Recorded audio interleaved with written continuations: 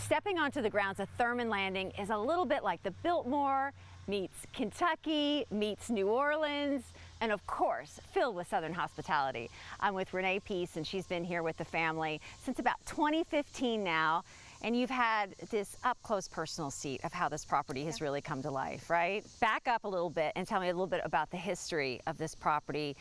Charlie Thurman and his wife Claudia decided to make this a reality back in 2003. Right. He inherited it from his aunt. It was put in a trust and he was put over that trust. So there's 9.5 acres, and he and Claudia came home to do some work on the house. It had sat empty for years, and it had quite a bit of work to do. So they came home, they started working on it, and Claudia always had more vision, I believe, in what could be. So she had things that she wanted to do and accomplish. So they came home and started working on the house. They realized it was probably more than they were going to be able to do from New Orleans. Isn't that always like a renovation, though? Exactly. Like, this is a lot more than I thought it was going to be. So they ended up moving back home. So they came back home and they brought the house up to what it is pretty much today, and started small, more or less small events. They would do, we have a courtyard in the back, so they would do small weddings, and probably 60 to 75 people.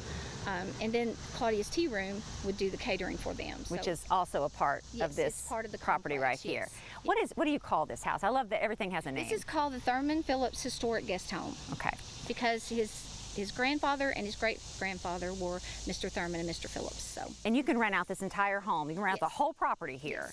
And people do that for weddings and stuff. Yes. Oh, I want to be invited to the next one, right? Love that. And you can also find this on Airbnb. Yes. As well.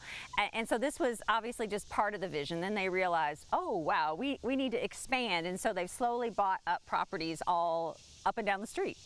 Yeah. Yeah. Exactly. So what was next on their list? The next item that they did, they purchased a house across the street, which was built in 1901. It was built by the Bogue family, and Claudia actually wanted to live there so they could rent the house out more.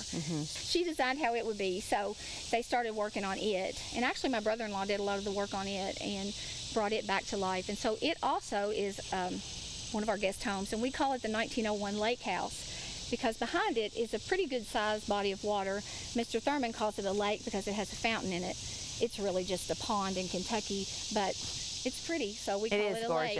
It is gorgeous. We call that the Lake House, the 1901 Lake House. And then next to it, we built a 2-car garage with a carriage house and a studio apartment. And so those are all included on Airbnb as well. And then we added the barn. And the barn are so popular. Obviously, we're going to take a real close look in that coming up a little bit later in the show. As I mentioned at the top, you've been involved with the family and working with them since 2015. What has it been like to work with this project and to be a part of the family? You come home, this is home to me. And so they come home and they rebuilt something that was falling to pieces and built that up for this community. And to think that someone who lived in New Orleans for 25 years wanted to come back to Sonora, Kentucky and make this his home again, to me that's special. And he took a lot of detail and care in restoring things that were already here and bringing it back to life. And I think that's wonderful and exciting. The family has been awesome to work with, even the extended family. Being hometown proud and working here is a really big deal, and I think it means a lot to you, and it means a lot to this community to see people want to visit here and want to have their special events and memories here. We have a lot of people that will call and get the room because they're coming home for Thanksgiving or Christmas or Easter, and they'll come home early just to stay here and be able to visit with their family. And I think that's wonderful. That's what we want. It's the experience, and that's what Claudia would have wanted. Right.